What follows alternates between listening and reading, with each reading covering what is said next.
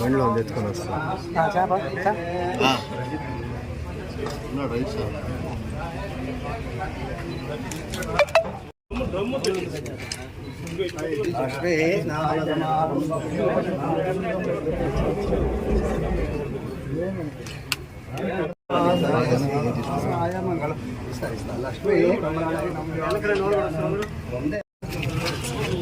తిరుమల తిరుపతి దేవస్థానంలోని పవిత్రమైన లడ్డులో నెయ్యి కల్తీ జరిగిందని ముఖ్యమంత్రి చంద్రబాబు నాయుడు అనడం జరిగింది.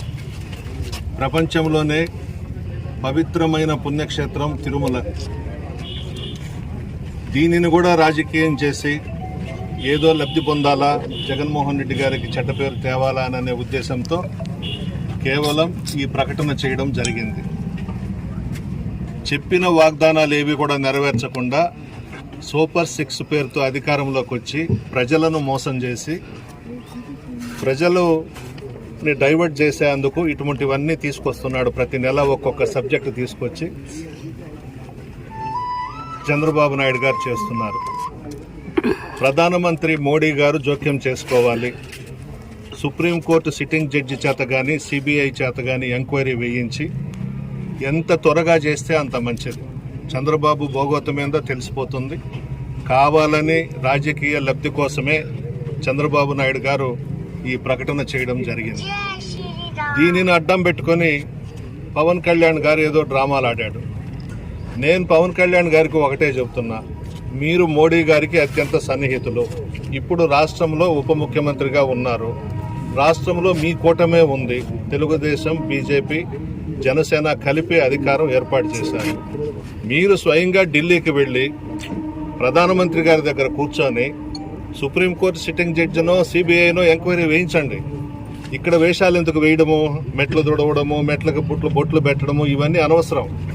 నిజంగా నీకు చిత్తశుద్ధి ఉంటే తిరుమలలో పవిత్రతను మనం కాపాడాలని అనుకుంటే మీరు వెంటనే ఢిల్లీకి వెళ్లి ప్రధానమంత్రి గారితో మాట్లాడండి. మీరన్నా, మీ అన్న చిరంజీవి గారన్నా ప్రధానమంత్రి గారికి చాలా ఇష్టం. ముఖ్యమంత్రిగా చంద్రబాబు ప్రమాణ స్వీకారం చేసే రోజే డయాస్ మీద చూసాం ఏం జరిగిందో. మంత్రికి ఉండి ఇక్కడ వేషాలు ఎందుకు వేయడము, కాషాయ వేషాలు వేసుకొని అవసరం లేదు. నేరుగా ప్రధానమంత్రి దగ్గరికి వెళ్ళు, దీని మీద ఎంక్వైరీ జరగాలి.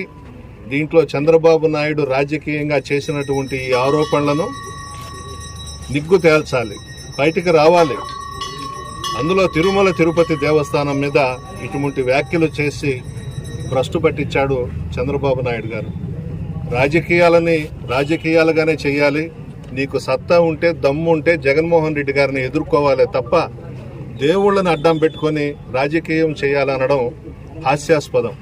సిగ్గులేదు నీకు కొద్దిగా కూడా. ఏదో అధికారంలోకి వచ్చేసావు, వాగ్దానాలు చేశావు, నీ ఇష్టం వచ్చినట్టు అబద్ధాలు చెప్పావు. 2014లో కూడా మోసం చేశావు రైతుల్ని, మహిళల్ని. మరలా ఇప్పుడు కూడా నిన్ను నమ్మారు రాష్ట్ర ప్రజలు ఓట్లేశారో లేకపోతే ఈవీఎంలు నిన్ను సీఎం చేశారో అర్థం కాని పరిస్థితి. ఇప్పుడు ఎక్కడ పట్టినా రాష్ట్రంలో, దేశంలో చర్చ ఏంటంటే ఈవీఎంలతో చంద్రబాబు నాయుడు ముఖ్యమంత్రి అయినాడనే చర్చ కూడా జరుగుతూ ఉంది. అది భగవంతుడికి తెలియాలి. నువ్వేం చేశావో, ఏ విధంగా ముఖ్యమంత్రి అయినావో అనేది ప్రజలు కూడా చర్చించుకుంటున్నారు. మేము జగన్ కేసాము, మా ఓట్లు ఏమైపోయినాయని అడుగుతున్నారు ప్రజలు కూడా ఇప్పుడు అందరూ బయటకు వచ్చి.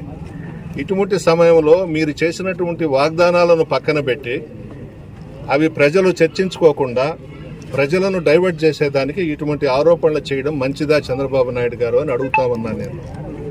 పవన్ కళ్యాణ్ గారు దీనికి ముందుకు రావాలి, ఢిల్లీకి వెళ్ళాలి, ప్రైమ్ మినిస్టర్ గారి దగ్గర కూర్చొని వెంటనే ఎంక్వైరీకి ఆదేశాలు ఇప్పిస్తే పవన్ కళ్యాణ్ గారికి కూడా మంచి పేరు వస్తుంది. ఆయన చిత్తశుద్ధి ఏందో, ఆయన నిజాయితీ ఏందో కూడా ప్రజలు గమనిస్తారు. అంతే తప్ప చంద్రబాబు మాట్లాడడం, ఈయన డ్రామాలు, వేషాలు వేయడం, ప్రజలేమో అమాయకులు కాదు కదా. ఇప్పటికైనా తిరుమల తిరుపతి దేవస్థానం పవిత్రతను కాపాడాల్సిన బాధ్యత అందరి మీద ఉంది. ప్రధానమంత్రి గారు జోక్యం చేసుకోవాలి, రాజకీయాలు పక్కన పెట్టండి. ఎవ్వరూ చెయ్యని ఆరోపణ చంద్రబాబు నాయుడు గారు చేయడం జరిగింది. ఇది మంచిది కాదు. Yeah.